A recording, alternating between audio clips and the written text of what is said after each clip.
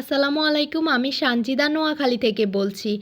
যেখান থেকে আমার ভিডিওটি দেখছেন, আশা করছি আপনারা সকলেই অনেক ভালো আছেন। আপনাদের সকলের দোয়ায় আমরাও অনেক ভালো আছি। এই যে সুন্দর জায়গাটি দেখছেন, এটা আমাদের বাড়ি থেকে খুব বেশি দূরে না, তাই আমরা বেশিরভাগ সময় এখানে থেকেই সময় কাটাই। তো আজকে আমি ভাবলাম যে এই সুন্দর জায়গাটা শুধুমাত্র আমি দেখলে তো হবে না, আমার অডিয়েন্সকেও দেখাতে হবে। তাই জন্য ঠাড়া পড়া রোদ থাকা সত্ত্বেও এই ভিডিওটা আমি করলাম। যাই হোক, আপনারা কমেন্টে জানাবেন জায়গাটা আপনাদের কাছে কেমন লাগলো। এই পাশ দিয়ে কয়েকটা ঢেঁড়স গাছ ছিল, তো আমি আবারও আকাশটাকে ভালো করে স্ন্যাপ করে নিচ্ছিলাম। আজকে চারদিকটা অনেক বেশি ভালো লাগছিল, তাই আমি যতই ভিডিও করছি আমার যেন মনই ভরছিল না।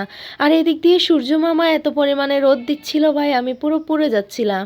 এরকম নীল আকাশের ওয়েদার আমার কাছে অনেক বেশি ভালো লাগে। যখন মেঘলা ওয়েদার থাকে তখনও ভালো লাগে, কিন্তু এক এক সময় থাকে না এক এক রকম ওয়েদার। কিন্তু এই ওয়েদারটা আমার অনেক বেশি ভালো লাগে। ওই যে দেখেন একটা বক আর পাশ দিয়ে একজন মহিলা হেঁটে যাচ্ছিলেন, তো আমি একটু ঝুম করে দেখার চেষ্টা করতেছিলাম। তো যাই হোক, এখন আমি আপনাদেরকে যে জায়গাটি দেখাতে যাচ্ছি, এখানে একটা ছোটোখাটো পার্ক হবে এই কিছুদিনের মধ্যেই। তাই জন্য এখানে অনেকগুলো ইট এনে রাখা হয়েছে।